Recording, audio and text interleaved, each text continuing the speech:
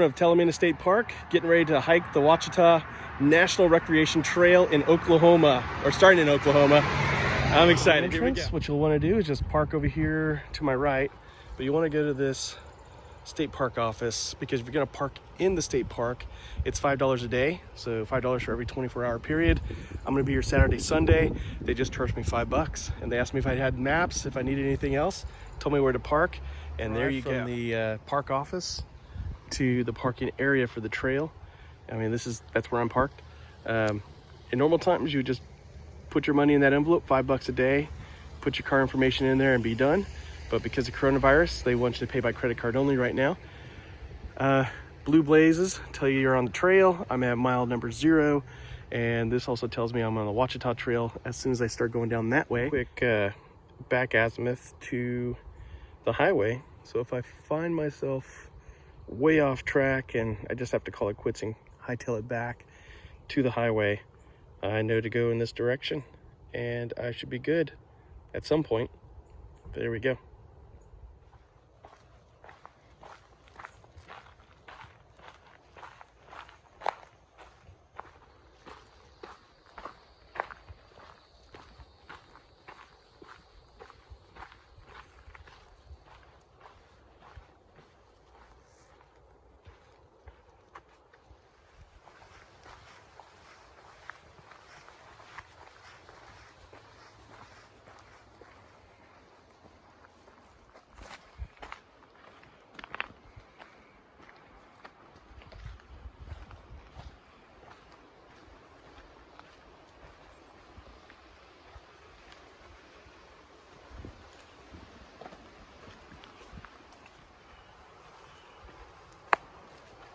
I'm already at the break off towards Old Military Road, which is about 2 miles into the hike.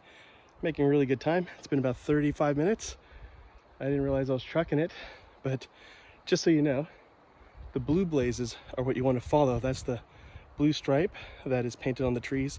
That is the Ouachita National Recreation Trail. The difference with Old Military Road, or Old Military Road, is they switched to white blazes. So something to keep in mind. If you're not paying attention, all of a sudden your blazes change from blue to white, you might have switched trails.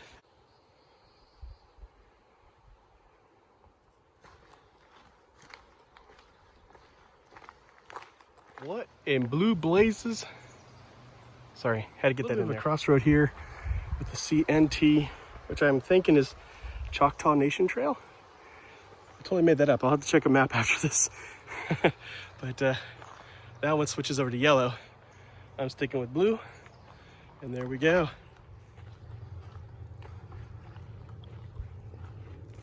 All right, Gandalf, you know I hate hills.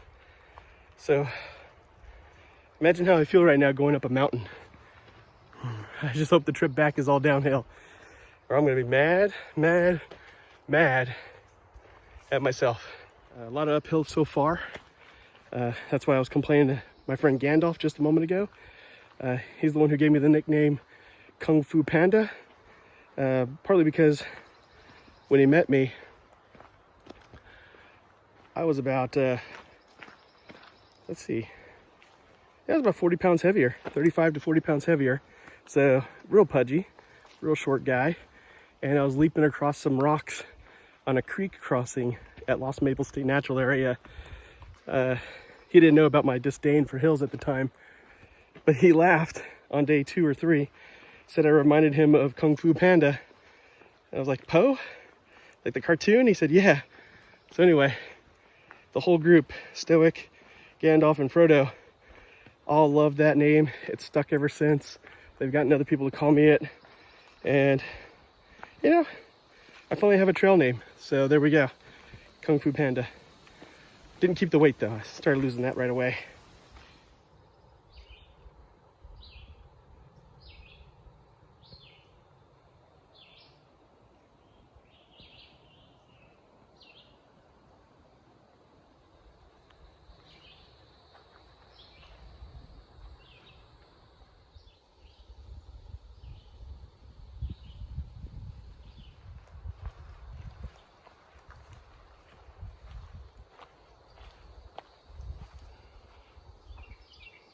Oh, that's definitely Bigfoot.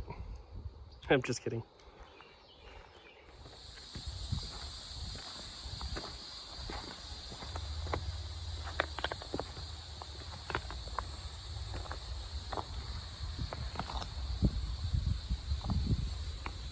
I'm gonna check out Potato Hills Vista.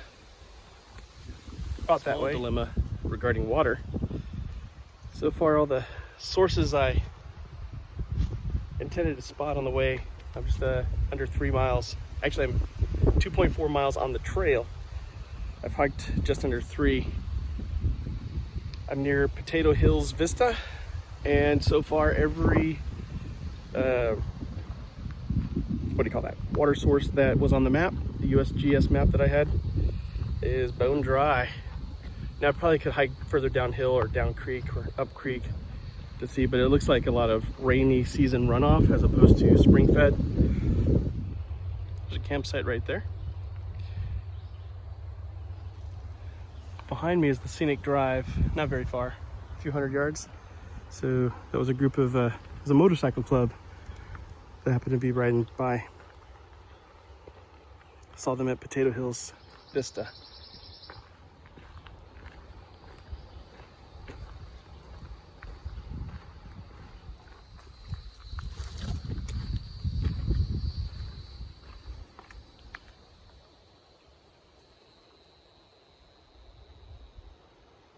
Mile marker number 3.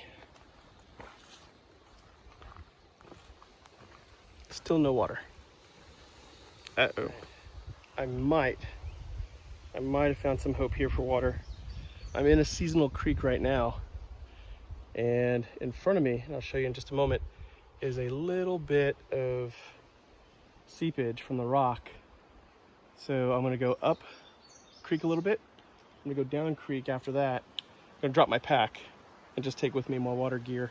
And I saw a little frog, like a little baby frog, hopping around. So tells me there was water here at one point. Question is, can I find just enough of it to filter out?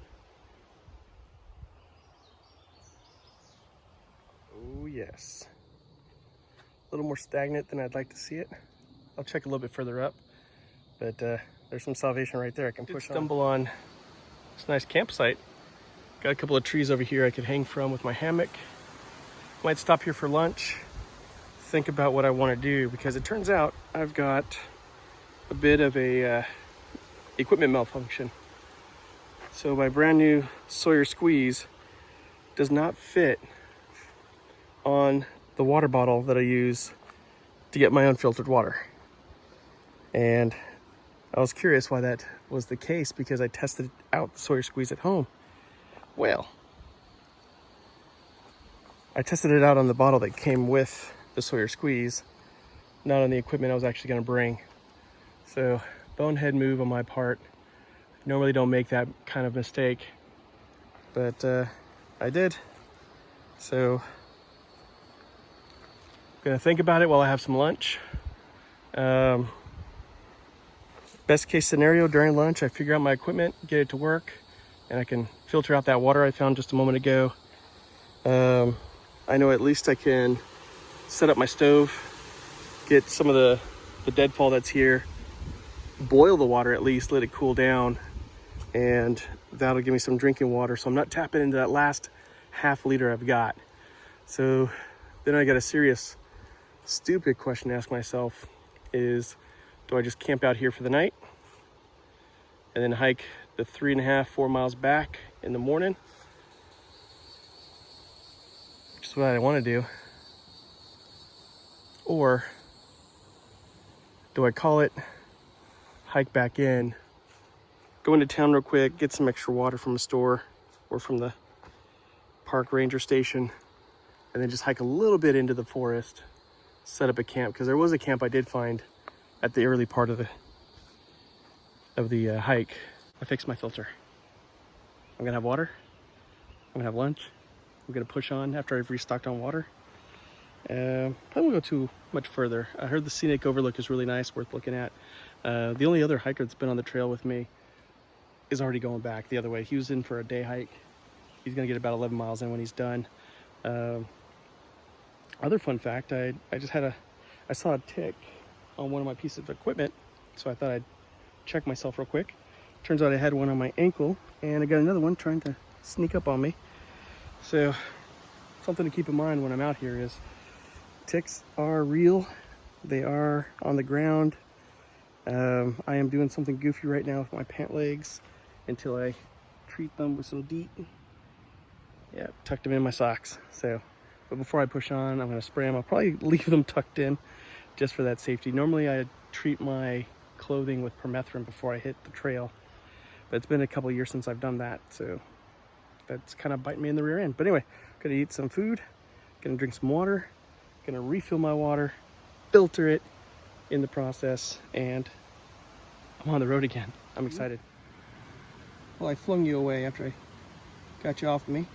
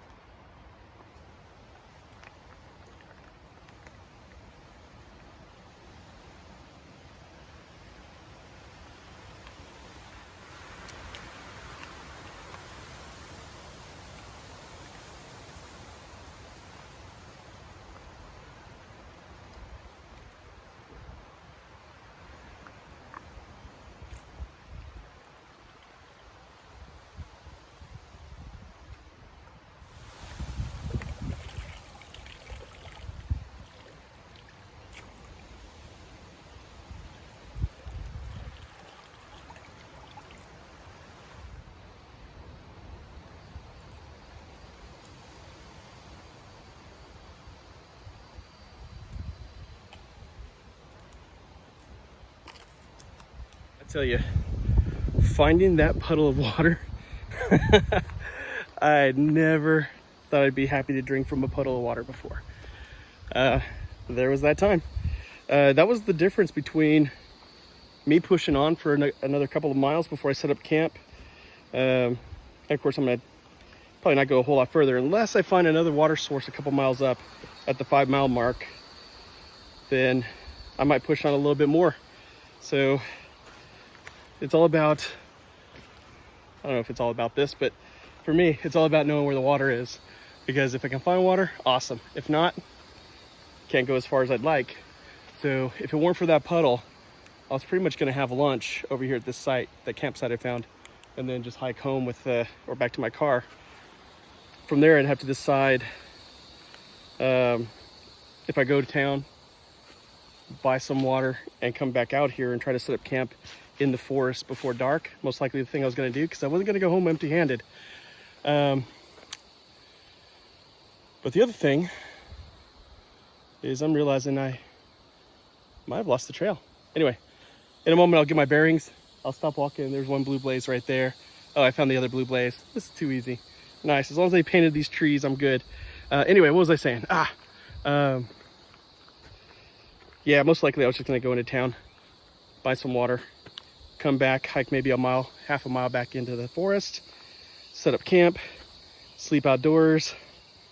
But then after that, there's not much more I could do except maybe hike a little bit more, explore, but maybe get in my car and head on home, or if I had screwed up enough, call up my Uncle Bill, see if he was up for visitors in Oklahoma. So I guess I had options, but finding that puddle allows me to push on for at least a couple more miles before I decide I got more water, or I'm gonna set up camp for the night. And then I know, hopefully that puddle's still there tomorrow. I can refill again. It tasted really nice. I was expecting something to taste like stagnant and stale because it looked like a pool that had been sitting there for a little bit. But it really wasn't. It had a little bit of a tinny taste to it. Maybe that's a bad thing. I better look that up when I get a chance. But I figured that was probably from the filter being brand new. But it tasted like spring water. I kid you not. I'm not blowing sunshine up anything. We compare this to the last video I did at Dinosaur Valley State Park, and I filtered the river water. That, I could taste the tannins. I could see the tannins still in the water after I filtered it, and I could taste them. And it was hard for me to palate. And I'd wished I had some sort of flavor packet or something.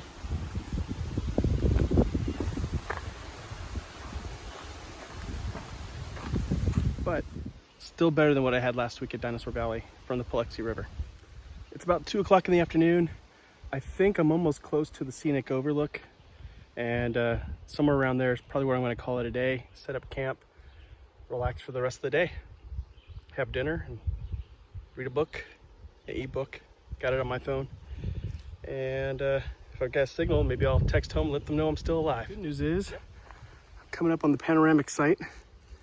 Heard there's a good campsite there to hopefully take over and enjoy for the night. Bad news is, I heard somewhere up ahead where it's grassy on both sides of the trail, there is indeed a coiled up rattlesnake on the right hand side. So gonna have to move a little bit slower, pay a bit more attention.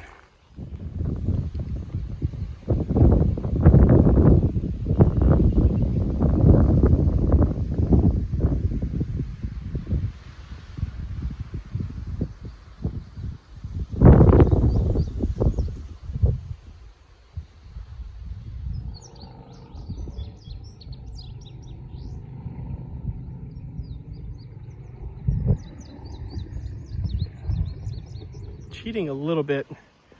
So I made it to the Panoramic Vistas place and ran into a couple of backpackers who told me about a campsite up there that had this 360-degree panoramic view. It'd be a great thing to establish a camp. But when I saw the campsite, it wasn't, I mean, you got 360-degree views, but it was just of the woods, the wood line. So it wasn't of like a vista or anything. And to get to that point anyway, I had to go through a lot of thick brush.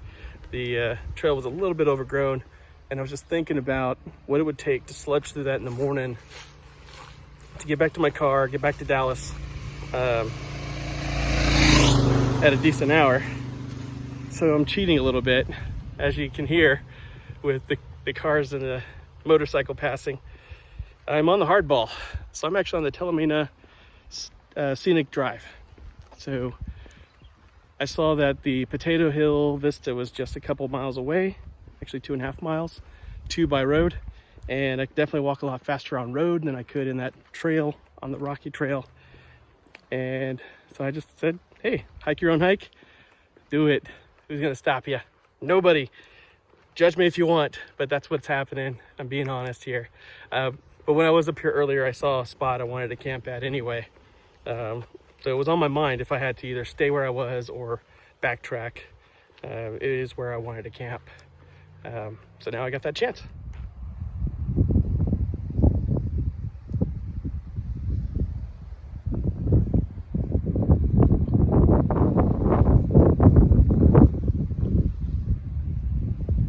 It's home sweet home for the night. Got my tarp prepared just in case it rains. I'll pull that out, stake it down. Got the right next to my hat, I've got the stakes ready to go. Got my bug net over my Superman. It's not really called the Superman, it's the Vivere. But I call it the Superman because of the red and the blue. And I also call it the time machine because once I sit in that thing, I'm out for about an hour or two minimum. Then I got my gear just sitting on the floor right now. It's on the ground. I'll probably have it on the rock over the night. Got a fire pit here. Got some firewood prepared. Not gonna have a big fire, just enough to entertain me for a couple hours when it gets dark. And then I'll go to sleep and get up before the sun comes up, make myself some coffee on my wood burning stove over there. I've already filtered the 2nd liter of water that I pilfered from that puddle. It's right there. Can you believe that dirty water looks like that? Nice and clean, clear, and safe. So anyway, I'm gonna get in there, relax for a little bit before I have some dinner.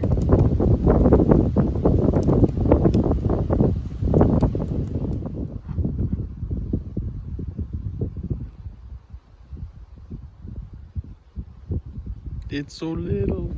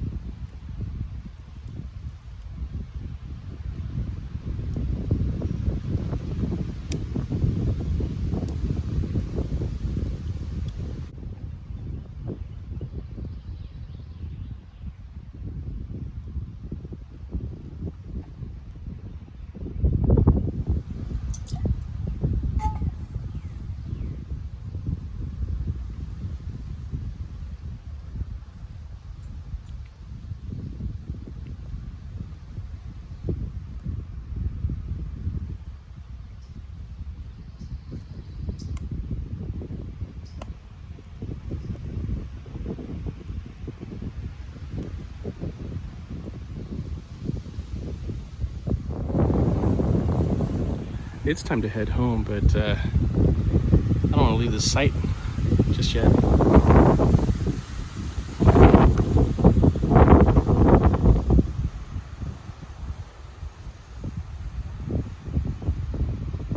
It's just past 8 a.m. I had 2 cups of coffee this morning with my solo stove, or the Chinese knockoff of one.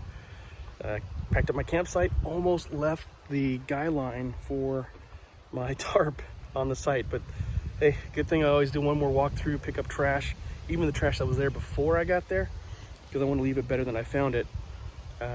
So because of that, I was able to rescue my line for my tarp, so that's good, because that'd be a hard thing to run into on my next trip.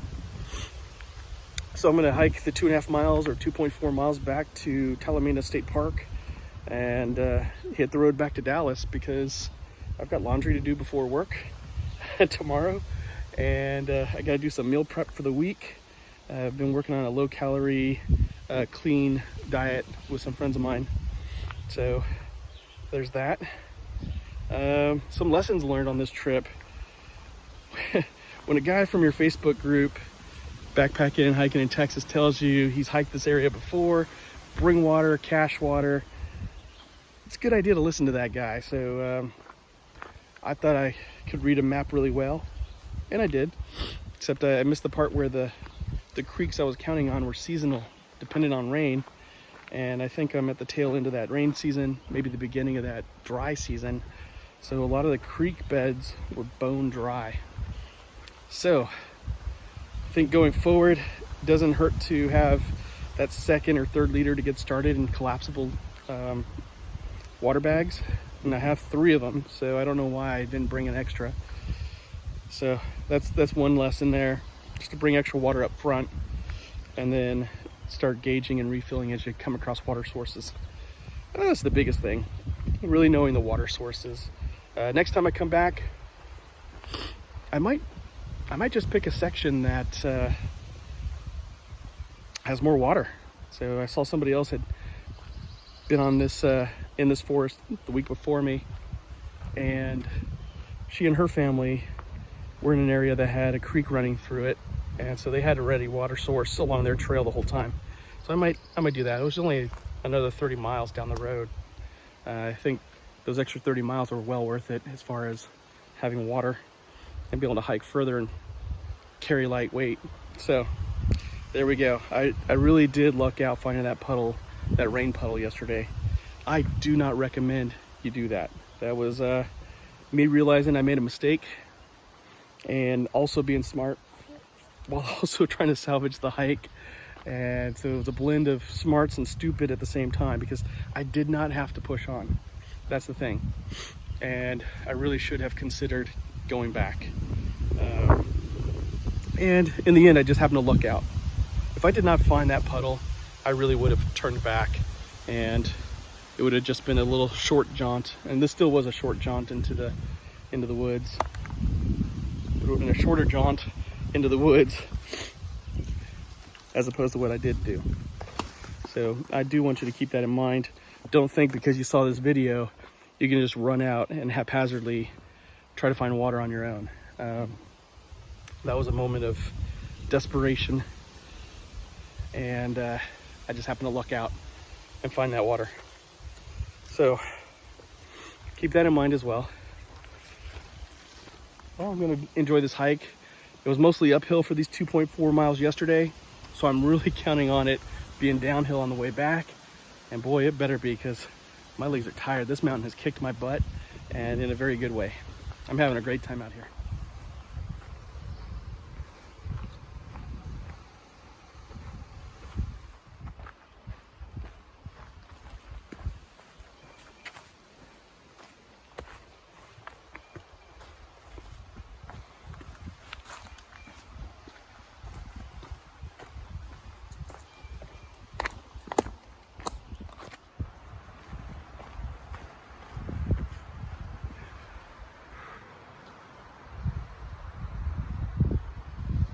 You can't see it, but there's a view of mountains across the tree canopy.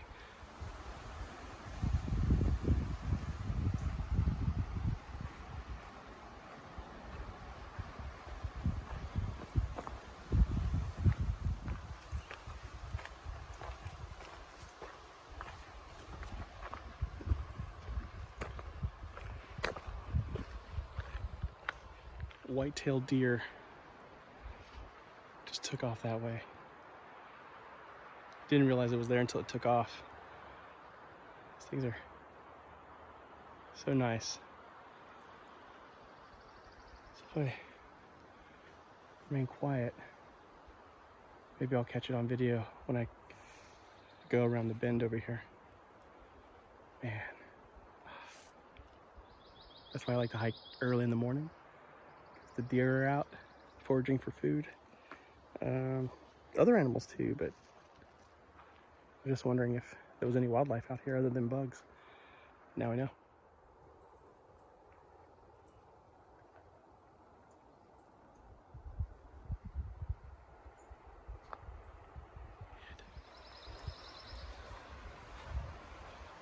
So across the trail, it's on the left side now. This is so cool.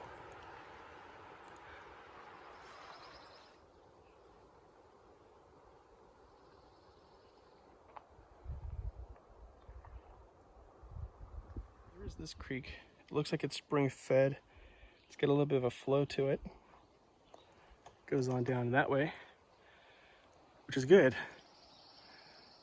Because if I had to hike back this way, camp around here, there was water. But this is close to Talimena State Park. I'm probably about a mile out, half a mile, somewhere in there. Haven't really checked the map, just been hiking down this trail, following the blue marks. But I do know that that creek is closer to the state park. It probably winds around this way to where the park is, I think. Something like that. Anyway, I remember this trail. So I am really close to the state park.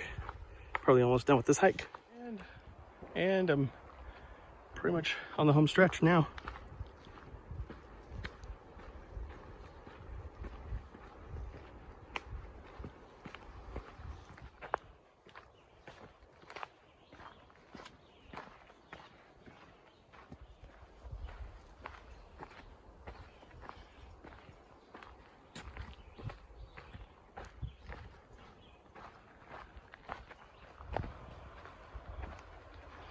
There's the end of the trail, or the beginning, depending on which way you're going.